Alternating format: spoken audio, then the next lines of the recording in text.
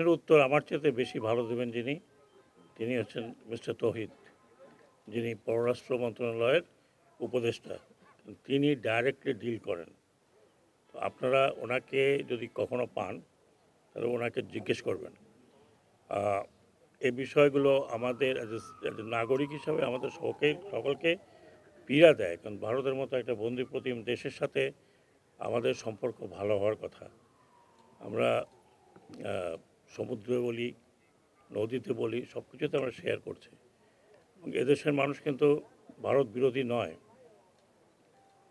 তাই আমরা আশা করি যে আমাদের সাথে যতটুকু মিসআন্ডারস্ট্যান্ডিং আছে এটা দূর হবে। তো এটার বেস্ট যেটা বললাম যে বেস্ট উত্তর যিনি দিতে পারবেন আমাদের ডিপ্লোম্যাটিক পরিস্থিতি কীরকম, এটা পররাষ্ট্র উপদেষ্টা।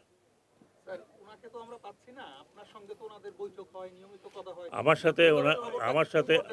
সাথে ওনার এই বিষয় নিয়ে আলাপ হয়নি। যদি এই বিষয় নিয়ে ওনার সাথে আমার আলাপ হয়, আনুষ্ঠানিক আলাপ যদি হয়, তাহলে তখন আমি নিশ্চয়ই উত্তর দিতে পারবো।